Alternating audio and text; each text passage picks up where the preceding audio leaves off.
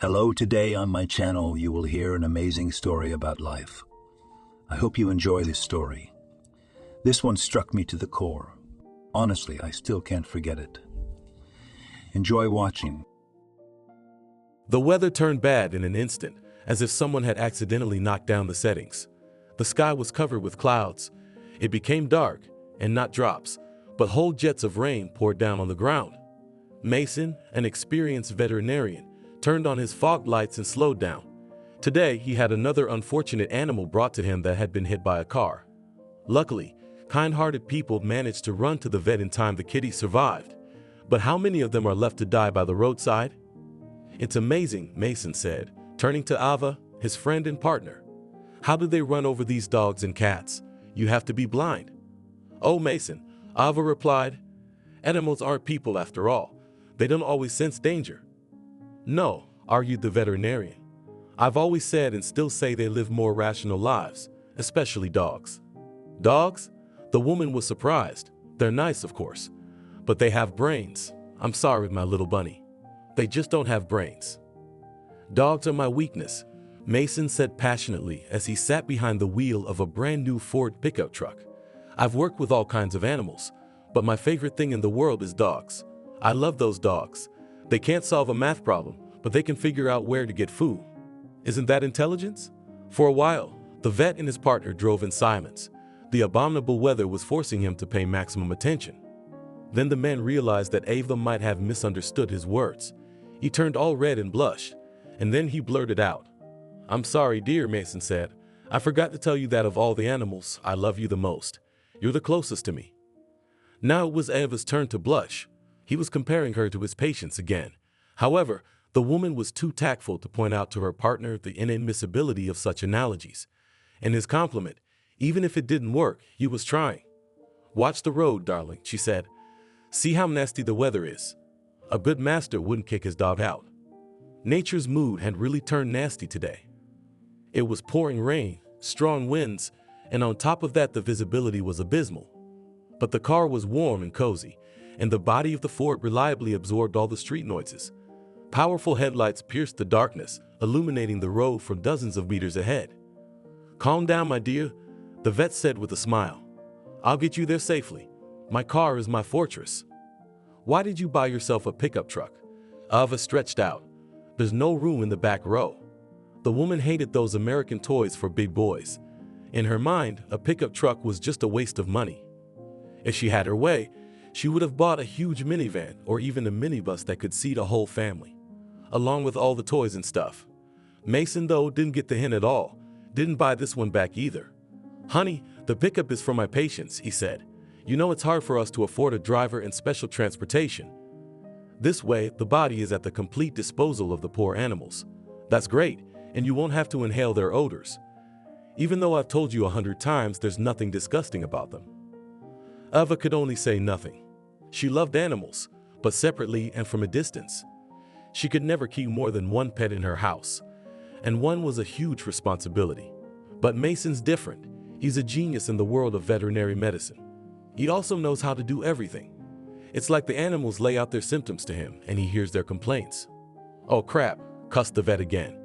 These blind drivers who can't see cats and dogs have ruined my mood. And you can't even hold them accountable. I take away my license in my car for that kind of thing. Mason was sure he could pass a burning car or even a bicyclist. Pass the house on fire. It's just that he'd never been in those situations before. But he's never passed a dog that's been run over. He chose his profession to be a veterinarian, an animal rescuer. Mason had dreamed of going into animal welfare at the state level, but there was no time for that. You're such a good doctor. Eva praised him and decided to go and head on. I think you'd be a great father too. At this point, the vet didn't hear her, immersed in his own thoughts. They had already passed the freeway and turned toward the township where their cabin was located. Those bums at the power company had done something wrong again. The lights on the tall poles weren't on. Mason turned his headlights to maximum brightness and looked at the road. He slowed his speed to 15 miles an hour. Why aren't you saying anything? Eva asked, not waiting for an answer to her line about her father. I agree with you completely, the man replied. His partner glowed. Does he really want children? He literally never leaves the side of his animals. Then he smells like God forgive him. No, he should open his own clinic a long time ago and keep his practice to a minimum. I mean, look at him. He's like an executive. And my God, he looks just like the president. Mason looks just like Mr. Bunn when he was younger. He went to law school and worked as a lawyer. Well, to each his own. If her man didn't have to work 24 hours a day, they could have had a baby a long time ago. The weather's brutal, the vet said and squinted. I can't see our house. I'm following the instruments, honey. Drive carefully, Ava nodded. You can't be too careful. I'm always careful, Mason agreed eagerly. It's my principle. If you're not sure, don't overtake. If you don't know what's next, slow down. He wanted to say something else, but then he hit the brake. The wheels squealed, and Ava with him. They saw something on the road that made their hearts clench. Jack is a young anarchist. He's not even 20. Griff is different. He had eaten not only his dog in the revolutionary struggle, but also a few minor politicians. At 35, he's realized he's done too much for this country. Now it's just a matter of taking his rightful place somewhere at the top. And make sure that all the elite, the rich people in expensive suits, lose their capital. In this country, you can't achieve anything by your own labor, Jack resented. Yes, I have no education. Yes, I didn't finish high school. But why, pray tell, do I have to work for $10 an hour? Do I look like a volunteer? I'd rather not work at all than slave for pennies. I agree, Griff nodded. You're just young and green, but you're moving in the right direction. Yes, the world is an unfair place, and it's unfair in everything from resource allocation to wages. But it's not about money. What is it about? Jack asked. The very structure of the system, the adult anarchist explained.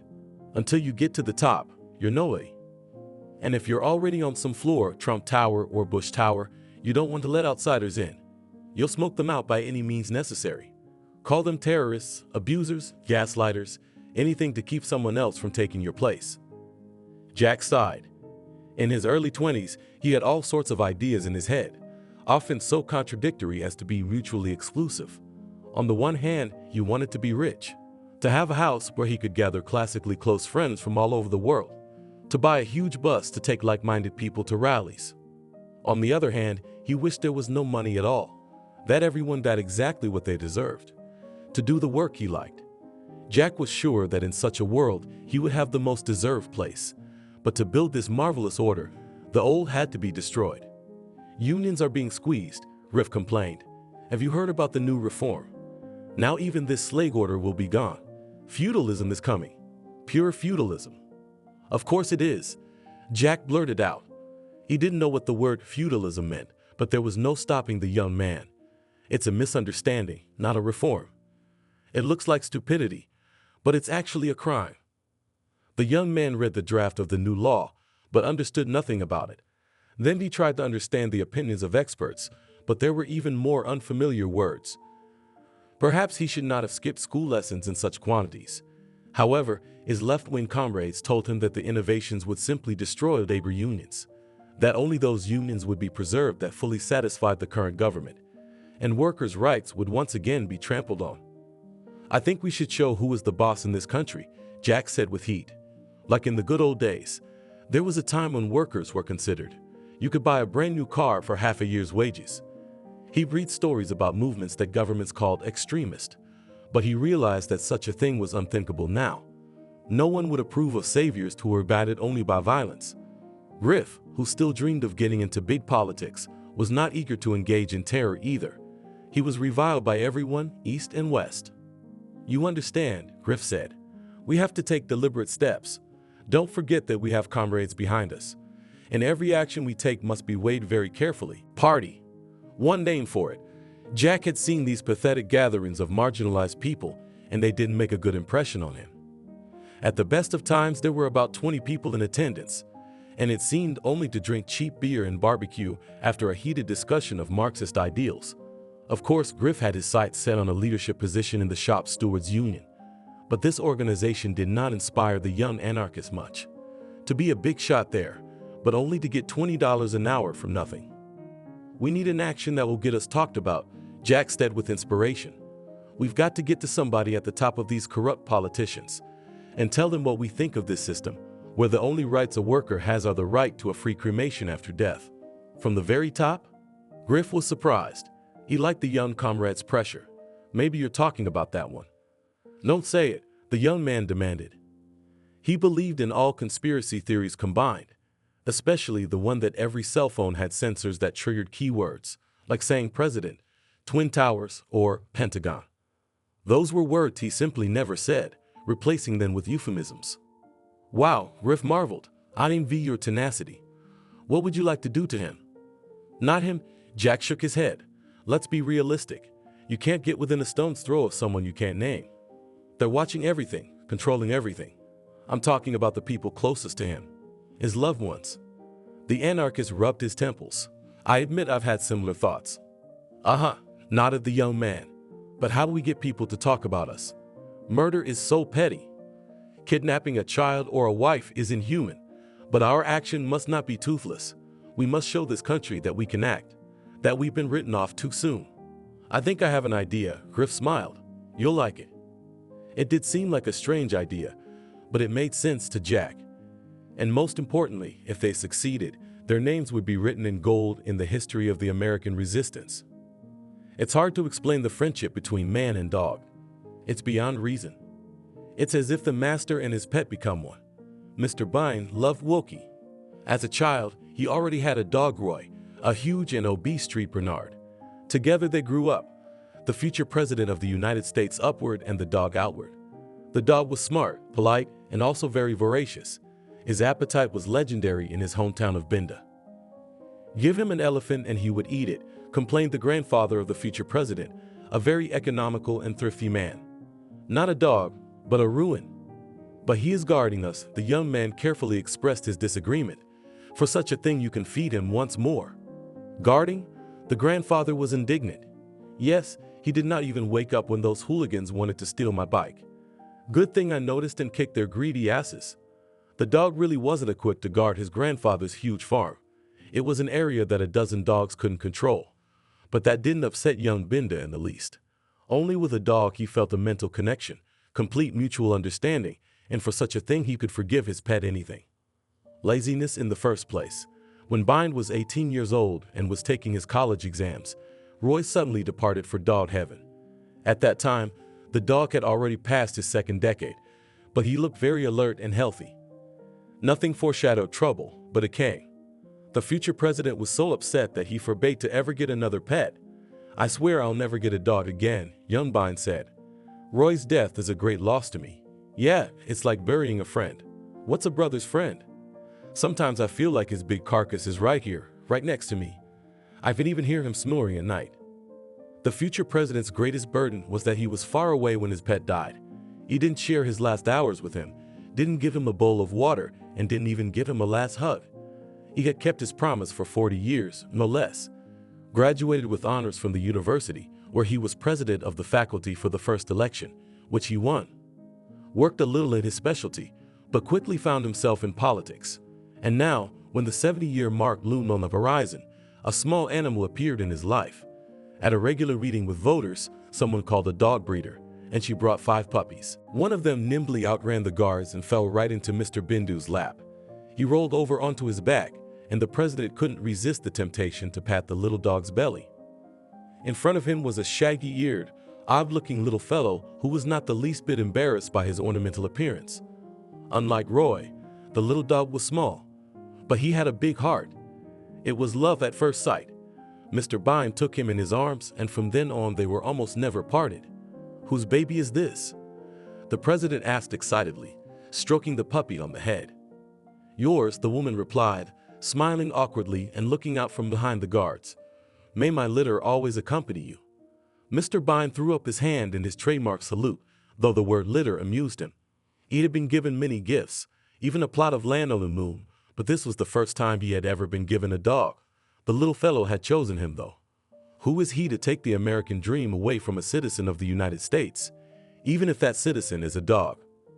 Wacky accompanied the president like a shadow. This dog stood out from the rest of the breed.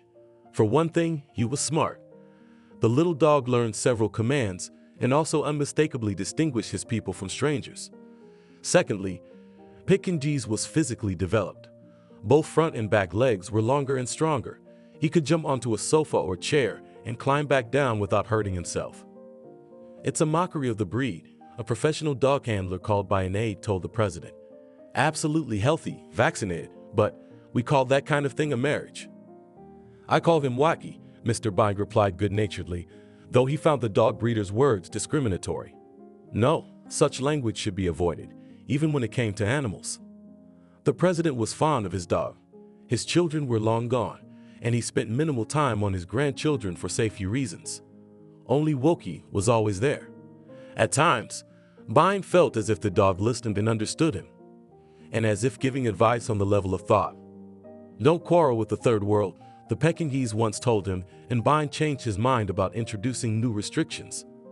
Like Roy, Wokey didn't demand too much. He was willing to lie around for hours under the table somewhere. He'd run outside to take a piss or tackle a tougher task. He also became a general favorite of his team. Every White House staffer considered it his duty to babysit and feed Wokey. Heavy feeding, however, did not lead to obesity. The doggy remained as agile and lean as possible. But one day the dog went missing. Mr. Bynum could have sworn he'd seen the dog a few minutes ago while he was giving another interview. And then Wokey disappeared. Where had he gone? That was the question he put to his entourage. Half an hour later, a bewildered aide entered the office without knocking. The president sighed. Although he treated his subordinates leniently, Patrick knew exactly the condition. Called before reporting. Mr. President, whispered the aide. Mr. President, trouble, tragedy, emergency. Well, go ahead, Mr. Bundu waved his hand. Savey time, Patrick. We could spend it building a better future for our country. Yes, of course, nodded the aide. But, and as the staffer finished his report, the president experienced a feeling similar to Roy's loss. Pain, longing, and incomprehension. However, he kept his feelings safely hidden this time. There was no reason for the others to see him suffer. The music was playing loudly in the car, so loud that the driver and passenger had to yell, but that was fine with them. The American wind blew through the open windows, which they both thought was the smell of freedom. At times, the young boy and his much older companion would sing along to the radio, but they bragged more about their good fortune. I told you the White House was a thoroughfare, Griff grinned as they rode in the van. A thoroughfare for simpletons. I'm surprised Trump hasn't taken up residence there. Yeah, Jack nodded. Maybe we should have had that. The president, the rich. That? And the guy made a meaningful gesture with his hand, as if drawing a dotted line around his neck. That's the kind of thinking that must be going through most anarchists' heads. They somehow believe that if you take a queen off the table, no more pawns can turn into queens in time. You are out of your mind, replied the comrade. Remember, violence is not our method. We have a specific goal and a plan. We will stick to it, then everything will work out. Okay, the young man waved his hand. You're smarter than that. I was sure we'd get caught, but then at least we'd be on the evening edition of Today. That's not so bad. Silly, Griff grinned. All you want to do is get on the news. Remember, you have to be bold but quiet. And in your vanity, don't forget your comrades. Remember how many people are behind us and how much they want us to win. Everything went easily and quickly as if by notes. The White House beckoned Griff the way a beggar is attracted to a luxurious mansion. He liked to observe this magnificent building, at least from afar, and he had long ago noticed that on the lawn, where the president likes to speak, there is a small passage between the parts of the fence. A man could never fit through it, but a dog could. The same mutt that two-faced Bynum always drags around with him. Now it was just a matter of time. While Griff, distracted the lazy cop, Jack baited the dog with a brownie. These Pekingese are voracious as hell. Grabbing the most popular dog in the U.S., the young man shoved him under the bike and carried him to the car they rented on fake ID. You know what I'm thinking? Griff asked, smiling. They didn't even miss him. They didn't even remember the dog. We're listening to the radio, and nobody even interrupts. Probably won't even come to their senses until we send the message. They won't wake up. Jack nodded. They don't care about the workers or the animals. They don't care about the environment. And the children. And those poor mothers who have to work instead of spending time with their daughters and sons. It's okay, we'll change the world. It's only a matter of time. When Jack was 10 years old, he first learned that robots could take over all the physical labor in the world, and that the day was not far off when human labor would no longer be necessary. You can just get everything you need for free. A plasma, a set-top box, a phone, coupons for meals at cafes. And in your free time, you can do your favorite things. Play the console, play ball, barbecue, sit at your favorite fast food restaurant. That each person will get his own house with a large backyard, attic, and gazebo. You can sleep as much as you want. Do not run early in the morning to school or the office. It's beautiful. I'm not going to study, Jack declared to his parents, digesting these thoughts in his head. What's the point? I'll study to be a doctor, and 10 years from now there will be a robot doctor. Smarter than me, actually.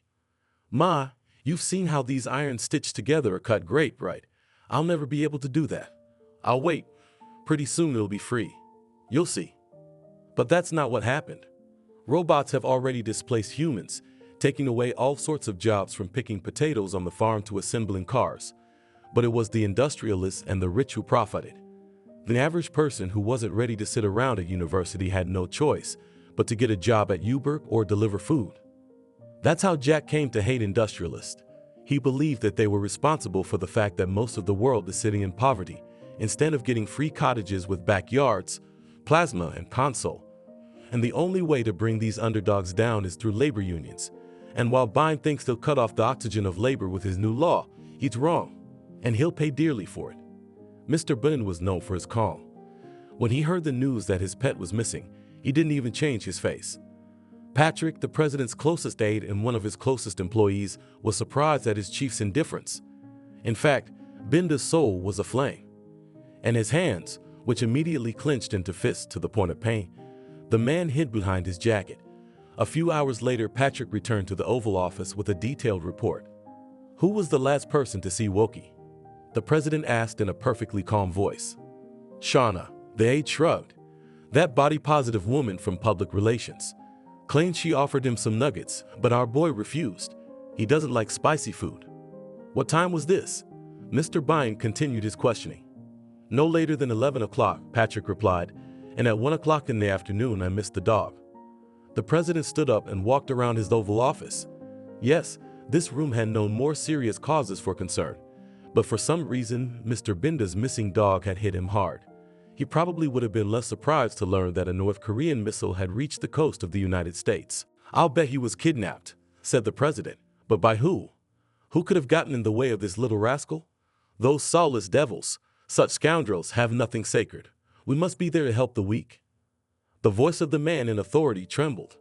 At that moment, Patrick realized that Mr. Biden was much more deeply affected by the loss of his dog than he might at first appear.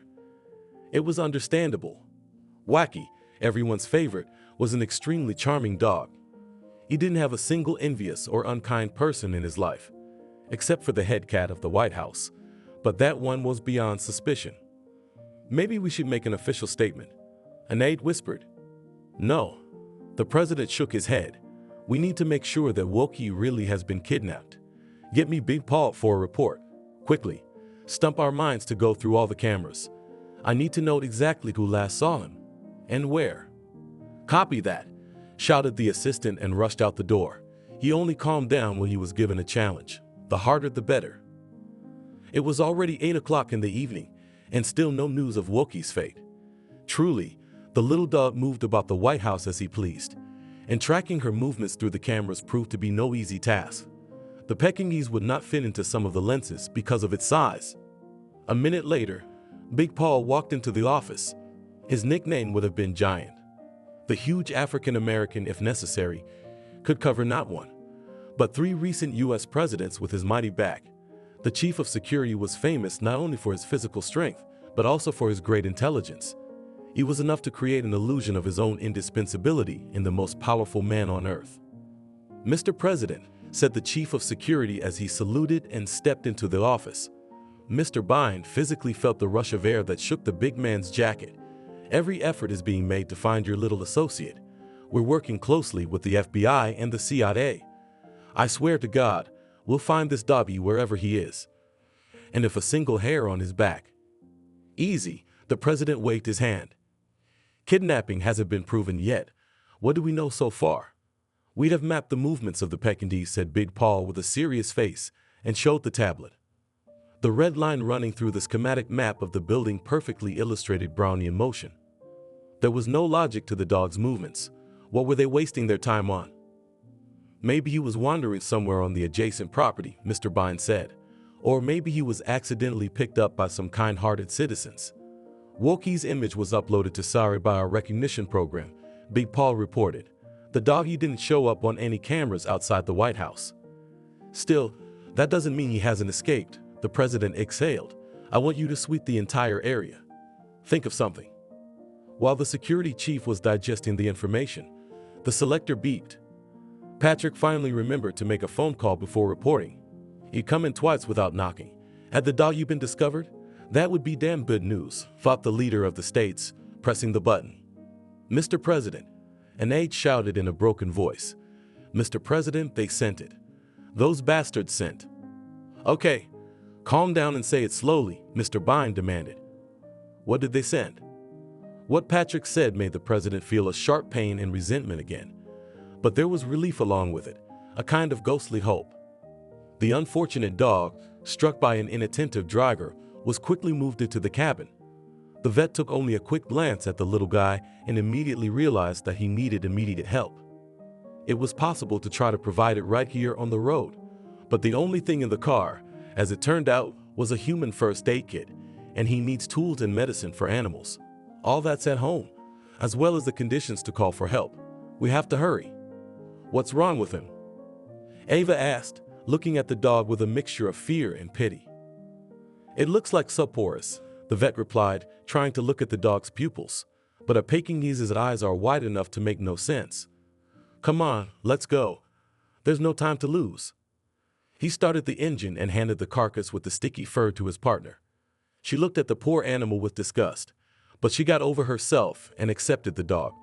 She even cuddled him to her and began to nuzzle him. Probably forgot to take it home with him, Nason said, pressing the gas pedal. These Pekingese aren't smart enough. Pet advocates will forgive me. It's a breed trait. They can forget where they live. Well, it's hard for them to remember where they live, especially in apartment buildings. By the way, there are no such in our village. That's the trouble, cried Ava, cradling the little creature. Who could have done such a thing to this adorable little thing? She wrapped it in the towel she took with her to the fitness club. A slim figure was extremely important to a woman. She was afraid that if she got fat, Mason would stop paying attention to her altogether. Listen, is your heart beating? The vet asked, looking at the road. We'll be home in a couple minutes. Ava concentrated. Through the cloth of the towel, she could feel the dog breathing.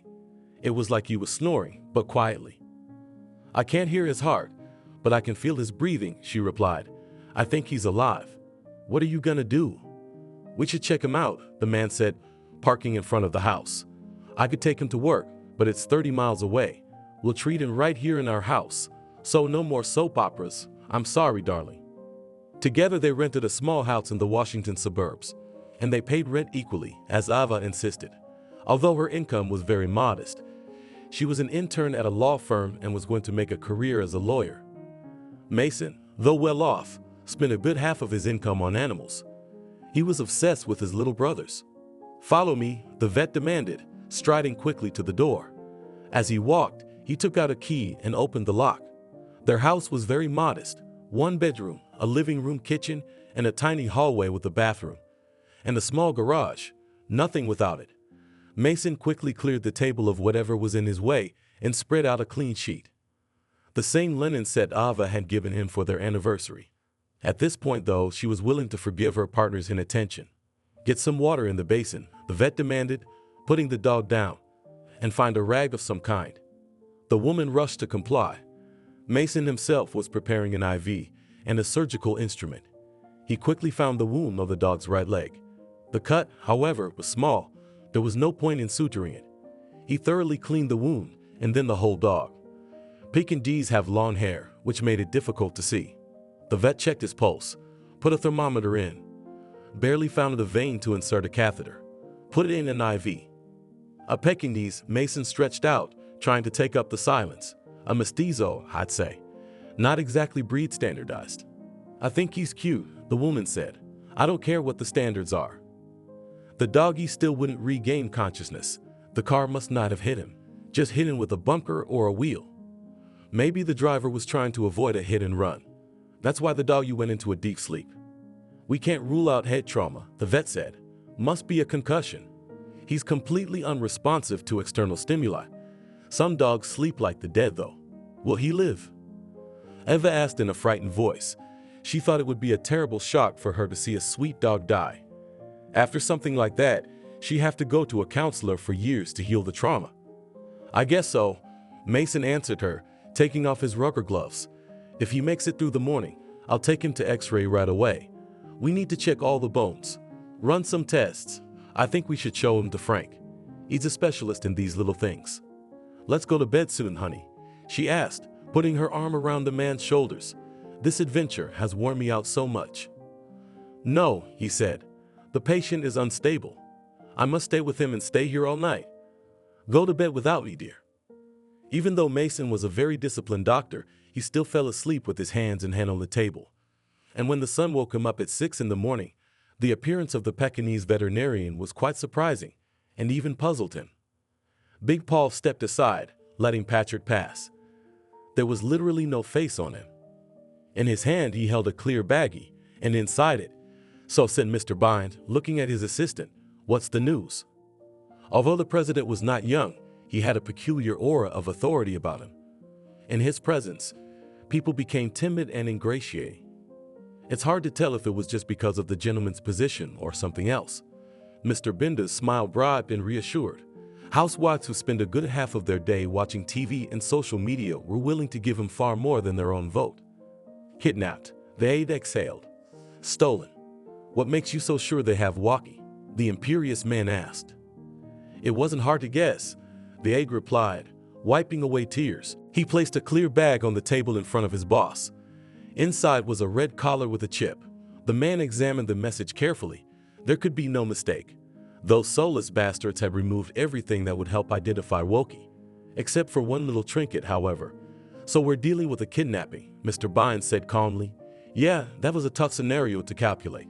You know, you can prepare for any kind of sneak attack, but even that's too much. You were right to put all this stuff in a clear bag. You didn't touch it. No, the assistant nodded. Only with gloves. Looking at the determined leader, Patrick calmed down too. He wiped his tears and felt ashamed that he had let his feelings out. However, the president appreciated him for his sincerity. He needed just such an employee. Intelligent, but direct. You can't overlook the calculation, Patrick said. I've scrutinized the code. All they can be charged with is animal cruelty, and that's if they don't feed and walk it. Technically, a dog is considered property, but we're not talking. What a cute dog, Jack marveled, playing with Wacky. Look, he brings the balloon too. With these words, the anarchist threw the rugger toy to the farthest end of the room. Wagging his tail, the Pekingese dashed after the ball. He grabbed the ball and galloped to his captor, which caused him genuine delight. What a sweet dog. Riff mocked him. I'm going to cry. Let's make a video with him. And circulate it on social media. That's a great idea, Jack said excitedly. Is it okay that we kidnapped him? That's what I'm telling you, asshole, Riff said and slapped his partner in the face. What are we, bloggers or students? We're working class. We have a goal. And we've identified the means available to achieve it. But Waki's so cute, Jack argued, rubbing the back of his head. He's so cool. Does our class struggle concern dogs too? It touches everything, Riff replied calmly. Don't get used to him. A dog is just a thing. The bigwigs have even made nature work for them. Do you know how many hundreds of bucks a distant ancestor of a wolf like this is worth? I'm telling you, don't get attached to that colt on legs. Because if that stubborn old man refuses to do what we want. Riff made a meaningful gesture, showing how the noose tightened around his neck and pointed his finger at Wokey. He hesitated and sat on his hind legs. It looked as if he had understood his captor's words perfectly. All right, Jack nodded. Here's what I'm thinking. Maybe we should contact the press. Tell them what we've done. Dumbass, Riff shouted. We don't want cheap publicity. We have a goal in mind, you know. If the old devil repeals union reform, we'll give him the dog. And if he doesn't, you know, we gotta go all the way. See, I've been thinking, Jack went on. Usually kidnappers somehow keep in touch with the people they're trying to influence. It's like that in all the movies and some of the games. And we just kind of threw out the demands and that's it. What if they have questions? Griff thought for a moment. His uneducated comrade's words had some common sense, but contacting the White House was too risky. They must be searching for that little Pekingese. They'll trace the call with ease. Let's read up on our action, Griff suggested. He opened Google, typed Wokey into the search box and began to study. Nothing. There wasn't even any news about his disappearance. But as it turns out, the Pekingese leads a busy life. Accompanied his master in his trips to Europe, the Middle East, and even Australia, Griff felt a sharp envy. He had never even traveled outside the United States in his life. He'd never even been to the sea or the mountains. And here's some hulking mockery of nature who's traveled halfway around the world, just because his master is the president of America. How unfair the world is. Victory, shouted Jack. Buddy, we won. The boy ran up to his comrade, hugged him, and began to jump. Wokey, too, stood on his hind legs and turned around several times as if to share the cheers. Griff stared at his mate for a while, disbelieving his optimism. Then he took his cell phone from his hands and began to read the news that caused such a wave of enthusiasm in the young man. Victory? He was indignant. You call this a victory? Yes, he nodded. They suspended the reform. Exactly what you and I wanted. Now we have to get the dog back. Suspended, not canceled. Griff shouted, we have to go all the way. Jack scratched his head and sat down. He scrutinized the news again, racking his brain. It did indeed say that the reform was suspended pending consultations with the expanded Council of Trade Unions, the very one in whose interests all this fuss had been started. Right? Jack whispered. Those bastards, they almost had me fooled. What am I telling you? Said the Griff, a frightful smile on his face. They're like hustlers, they'll get you around. You stick with me, you won't lose. The anarchist already had a new plan of action in his head, and what he was going to do would not please anyone, not even young Jack, his faithful friend and comrade. It had been a full day since Wacky had gone missing. Mr. Bind had canceled all meetings and events to focus on finding his pet. Journalists competed in speculation as to what could have caused this behavior. There were various versions, from unknown illness of the president to banal fatigue. Patrick entered the office. His red eyes showed that he had slept for a couple of hours during the night. Good morning, Chief, he said. Alas, no results. What we can say with certainty is that they were well-trained men. Maybe they were trained in China or Iran. Have our experts studied the message? Mr. Bind asked. And the manifesto? They have, Patrick nodded. Nothing. No skin cells. No fingerprints. Nothing. Delivered from the post office by quadricopter. We made a request to the operators company for nothing. Professionals, Mr. Bind said as if you were praising the kidnappers. Calculated everything down to the last detail. And after my tactical move, there were attempts to contact us. Nothing, Mr. Bind waved his hands. They are waiting and silent. We have no contact with the kidnappers. Mr. Bind felt guilt again, as he had with Roy years ago. Maybe Wokey's not alive anymore, and he didn't even spend his last hours with him, didn't give him a bowl of water, didn't pat his ears. It's a shame to lose a friend, especially when they're taken away by scoundrels just because you're president. I don't want publicity, the president said. If the press asks questions, deny everything. Pretend it's not happening. But Mr. Bind, the aide began to argue.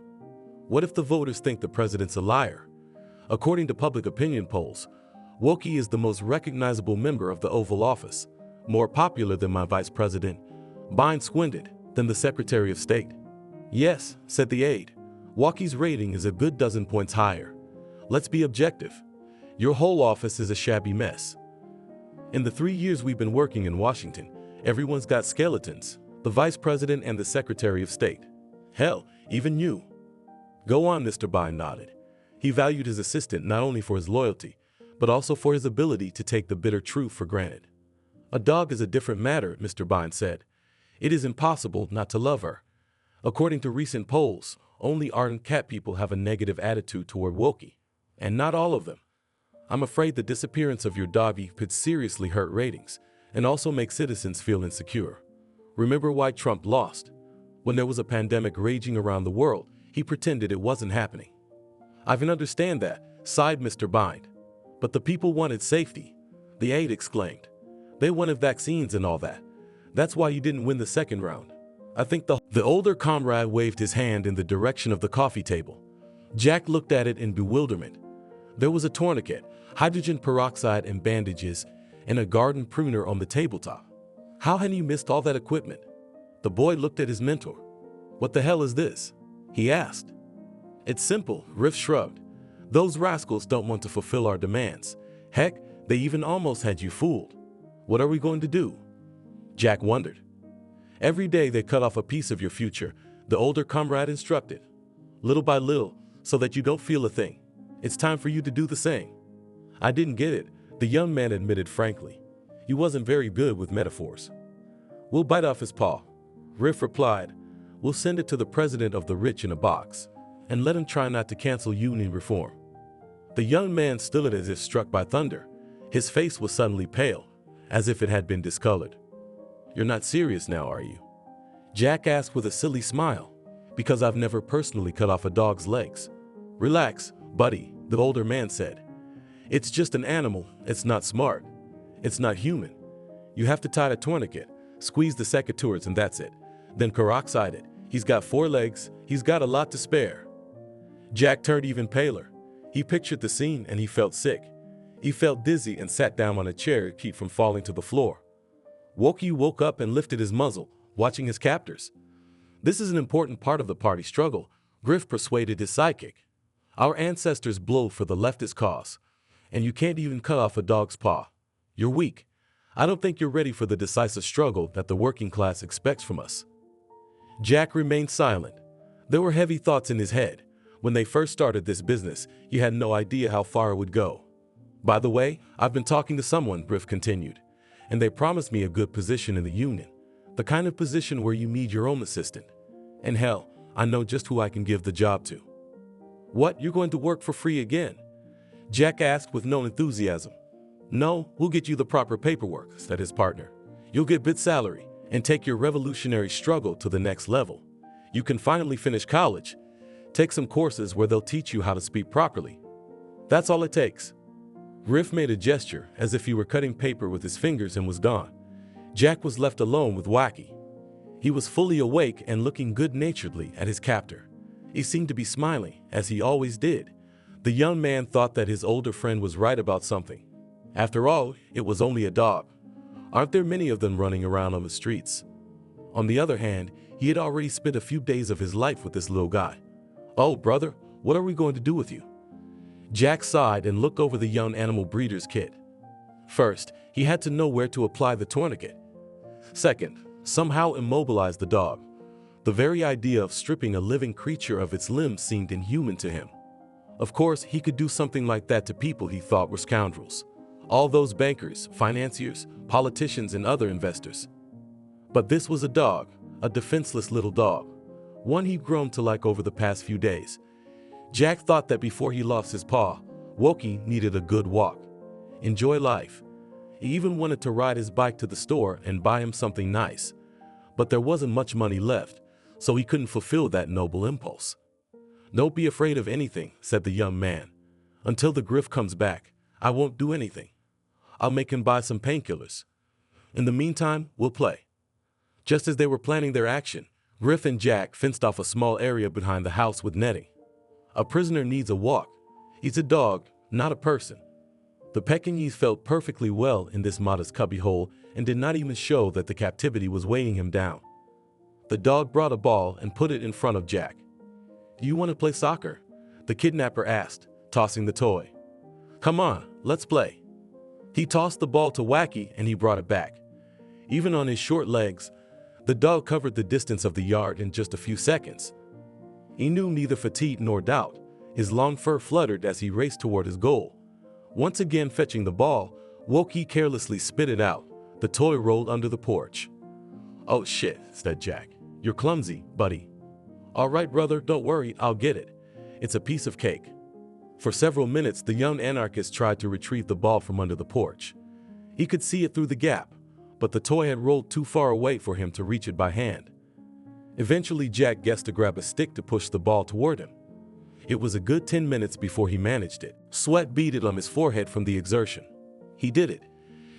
shouted the young man, tossing the ball in his hand. Catch it, Wacky, Wacky? Hey, buddy, where are you? Jack looked around, but the dog was nowhere to be found.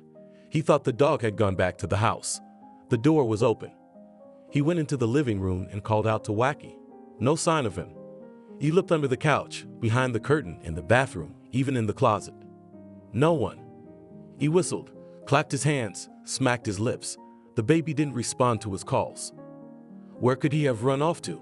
Said the young anarchist in fear, running around the house. Come back, Wacky. We'll touch your paw. I swear it. But the dog did not respond. Then Jack decided to watch the doggy outside. The lot was very small, with no bushes or buildings of any kind. Could it have gotten under the fence? The boy rushed to the netting they had stretched along the fence. As Jack examined it, he saw something that made him fearful. Big Paul immediately dismissed the feminist theory. Yes, two of them had been hanging around near where Mr. President's dog had disappeared. They rode up to the White House on electric scooters. Don't talk about things you don't understand, Mr. Blindside. Just do your job. Leave the political nuts and bolts to me, okay? We're gonna lift everybody up, Big Paul said with inspiration. The whole city, the whole state, the whole country, the whole world if we have to. No, the president interrupted him. I don't approve. Keep it subtle. No one must know that Wacky has been kidnapped. As the African American left the office, a message came in. The scored messenger was considered the safest and most secure. After reading the message from a man even more secretive than scored, the president felt some relief and a sense of hope. Standing in front of the fence, Jack scratched his head in confusion. Had the little man circled him? Obviously, the prisoner had escaped, and had done so in the most audacious manner possible. The plastic netting that was supposed to keep the doggy out had been chewed through, as neatly as if Wacky had a pattern with him. Exactly where the distance between the fence and the ground was maximized, and how much does the Pekingese need to crawl? Swinging over the fence, Jack darted down the street. He ran first one way, then the other. To the left and right, identical houses, identical cars. Only now he noticed that the whole village consisted of identical cottages, similar to each other, like twins. Jack walked back to the house Griff had rented and tried to control the trouble that had come over him. Bent to the ground to look for signs of the doggy, but the last week had been eerily dry. No paw prints. Looked around for cameras. No, Griff had deliberately chosen a township without video surveillance. He hated being watched. Calm down, Jack, the young man urged himself. It's just a Pekingese, a decorative breed with the brains of a goldfish. How far did he get on his crooked legs? Jack decided to do a methodical sweep of the entire village. If he had an analytical mind, he would have realized that such a task would be difficult to accomplish alone. There were 400 identical economy class houses in this suburb. They are spread over 20 streets, straight as a string. If it weren't for the huge signs with numbers, it would be easy to get lost.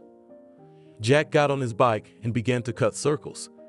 He called out to the little dog and held a ball in his hand to get his attention.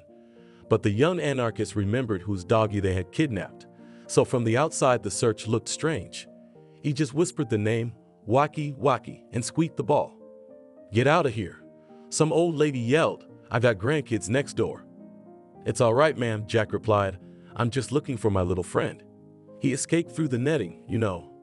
I'll call the police now, the woman continued. People like you should be isolated. The young man wanted to say something offensive, but he bit his tongue. What if the old hag really did call the cops? Then he'd be in trouble. On the way back, he suddenly had a new problem. He'd completely forgotten where Griff lived. He'd forgotten the street and cottage number out of excitement. I'd better really cut that traitor's foot off, shouted the anarchist. Now a man in his 40s looked at him suspiciously, looking like a Latino. He stopped Jack in the manner of a horseman trying to rein a wild horse. The anarchist had no choice but to slow down. Who do you think you're going to cut the foot of? The Latino asked in a husky voice. Did Pedro send you to scare me? No, senor, replied the anarchist. It is I who ride and sing the song. You better cut off the traitor's foot. What are you saying? The man wouldn't stop. Pedro sent you. Answer me. I have no idea who Pedro is, Jack sighed. Let me go, please. All right, get out of here, the Latino hissed. But if you ever show up on 9th Street again, you're on your own. 9th. That's the same street where Griff lives. Thank God I found the house. Jack circled the lot once more, calling loudly for Wacky. The answer was silence. He resented the behavior of the locals. He had a tragedy, and they're pestering him with some incompetence. 3 o'clock in the afternoon, a weekday. Doesn't anyone go to work at all? We need to take another good look around, the guy thought. That douchebag Griff's gonna skin me. He's gonna send my paw to the president. Shit, I'm gonna get myself into this mess. When Griff parked his car near the cottage, he immediately had a feeling that something was wrong. First, the gate was wide open. Secondly, the doors to the cottage were also wide open. Thirdly, neither the dog nor his accomplice was anywhere to be seen. Wookie? Griff heard a shriek. Wacky, get out. Strengthened in his suspicions, the man rushed into the house. There he saw only a confused boy. In his hand he clutched a ball and squeaked at it. The young man looked away and pretended to be looking intently for something. Where is our prisoner? Griff asked. You're gonna curse, boss, Jack replied. You're gonna cuss. I tried to do your bidding, and he broke free and ran away. What? The older man whispered. Ran away? Do you have any idea what you've done? I did? Jack was outraged. If you hadn't been out there and left me alone with that dog, none of this would have happened. The men began to swear and shout at each other. In the heat of their quarrel, they went out into the street, where they continued the debate with renewed vigor. You young people don't understand a damn thing about revolutionary struggle, shouted Griff. All you want is chips, beer, and consoles. Our ancestors shed blood, and you... What? Jack argued. You think you were the one who spilled blood. You didn't even want to get your hands dirty and run away. I'll give you a... With these words, the young man clenched his fist and raised his hand high. Fighting was not in the plans of Griff. In addition, he was not sure that he could cope with this young laggard. All right, calm down, said the older man. Truce. 4 o'clock in the afternoon. The sun is still high. We must act. Now. Watching from his hiding place the pathetic efforts to find him, Wookie seemed to smile. Most likely the dog was just opening his mouth to take a deep breath. But who knows what goes on in a little doggy's head? The intern's lot wasn't easy. At the law firm where she worked, they were always trying to put all the hard work on her. So she stayed late tonight. She had a hard time getting to Mason's house, first by train, then by bus. She walked another 20 minutes. It was almost 12 o'clock when she opened the door. Good evening, her man said. He was sitting on the couch with the rescued dog. Is he feeling better? Ava asked. She was as worried about the little one as she was about her own brother. A miraculous healing, smiled Mason. He just got into good hands in time. You know, it's so awful when you can't save a patient. Oh, Mason, Ava sighed. You should have kids right now. I wish you put your energy in the right place. But the vet didn't hear those words again because he was scrutinizing Wookie's belly. The doggy was recovering quickly. Already on the second day he had an appetite, and on the third day he began to cut circles around the house.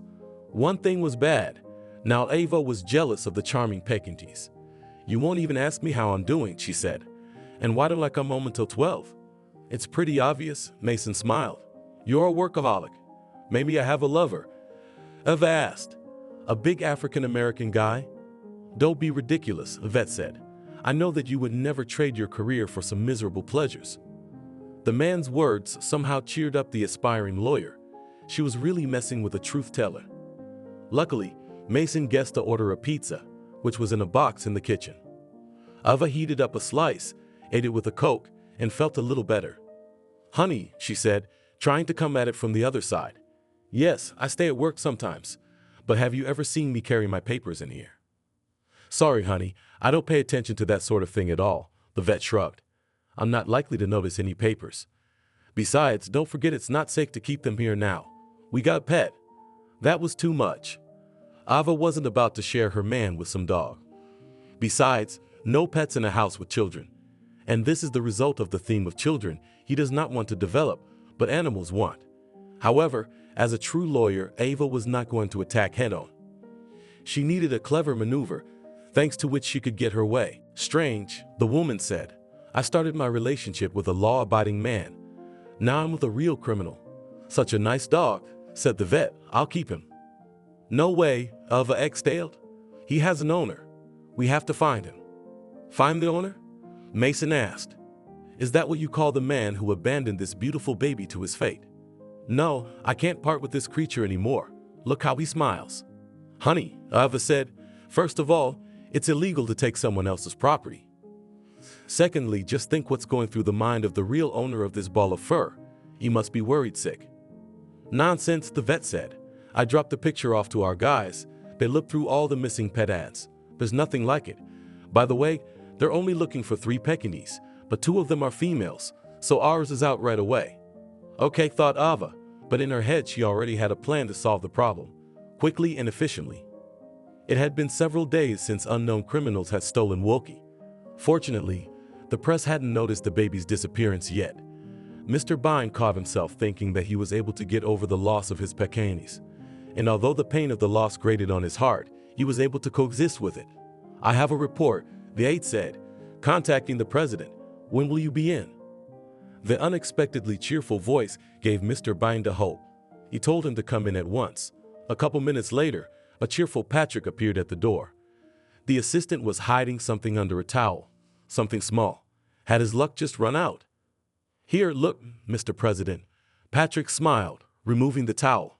He was holding a Pekingese in his arms. Found it? Mr. Bine exclaimed. He couldn't hide his joy. My boy, come here.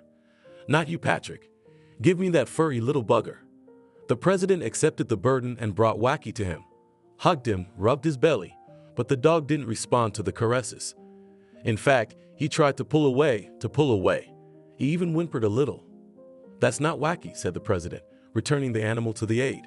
No, Patrick agreed. It's Toki. I figure if we can't get a double, we might as well pick a successor. Look, they look like 2 peas in a pod. Mr. Bine sighed. Yes, it's politics. All you have to worry about is ratings. But somehow he was not impressed by this approach. Maybe a successor was a good thing for the voter, but you still shouldn't have hurt him like that. What's the plan? The president asked. A press conference in 15 minutes, Patrick replied. Here, I prepared the talking points.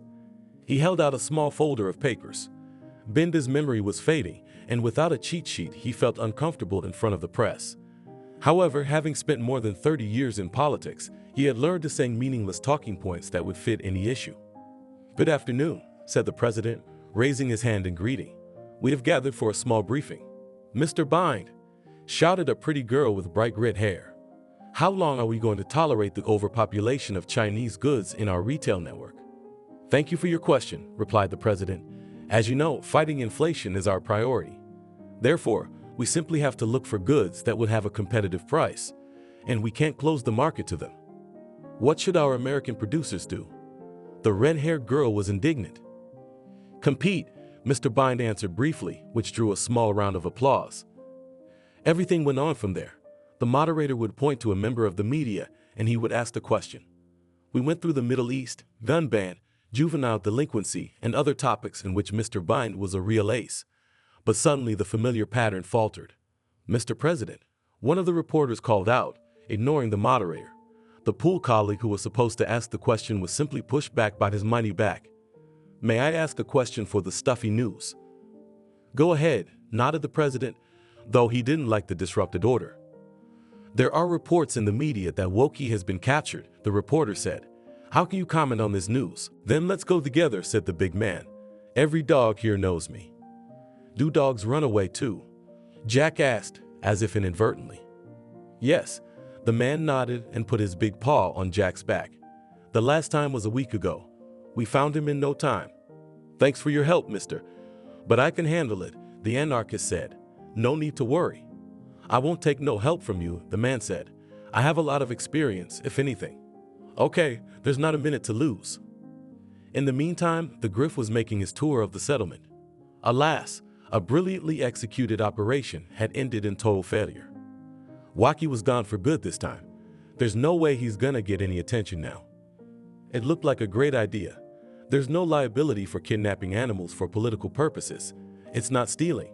No one would have to be killed. However, he still had one more idea. Even if this dog escaped, he, Griff, could make a lot of money. But you have to act fast, before someone found the dog and returned it to its owner. In the morning, while Ava and Mason were getting ready for work, Woki was always running around. The girl couldn't figure out what was bothering her. Sure enough, she'd seen that animal somewhere before. I think it was in her ribbon, except that Pekingese had a red collar. Listen, Eva asked, does that little dog remind you of anyone? Mason could list a dozen of his patients from memory who looked the same, give or take. Young male, up to 4 years old, you can tell by the teeth. Healthy and inspected. Fortunately, the injury was not serious. He's finally recovered. We'll have to keep an eye on the dog, though, see if he has other injuries he didn't notice. He reminds me of a dog that's been hurt by careless people. Mason sighed. What was the owner thinking? No collar, no chip. Nothing at all. What are we going to do? Ava asked. We keep it, the vet shrugged. Of course, I like bigger breeds, but Pekingese have their own charm. You know, they're so small and desperate warriors. If he likes us, he'll stand up for us. And he started giving his girlfriend a whole lecture on what a Pekingese is. That the breed had been bred centuries ago in China, that the little dogs were intelligent and loyal. At times like this, the woman usually had something on her mind. Mason was impossible to stop. You know what? Suddenly she asked. I think he's just cute. Look at him smile. But that's no reason to break the law. They looked at the Pekingese. He was really very handsome and charming. Looking at his rescuers, the dog opened his mouth a little. If you wanted, it could be taken for a smile. The vet brightened up and rubbed his patient on the scruff of the neck. He figured a dog like that would definitely want to play ball, or even frisbee. Their mornings getting ready for work were the most enjoyable time spent together. Mason could make breakfast, or Ava could make sandwiches. Then they have coffee together while they drove the car. Today was the first day since the Pekingese had been found that the vet had decided to leave him at home rather than bring him to work. In principle, they tolerate loneliness well, the man said as he drove the car. It's okay, I'll walk him tonight. Do you want me to tell you what he looks like? Ava smiled slyly. Mason nodded, and his partner's answer puzzled the experienced veterinarian. It even sent him into a mild shock. Arriving at the office, the girl immediately logged onto Facebook. She took a close look at Binda's page, and then did something that made her heart sink. Even though Mason wouldn't have approved of it, Eva took a few pictures and sent them to the president's account, stating that the Pekingese had been found in the Washington, D.C. suburbs without being overly precise in the description.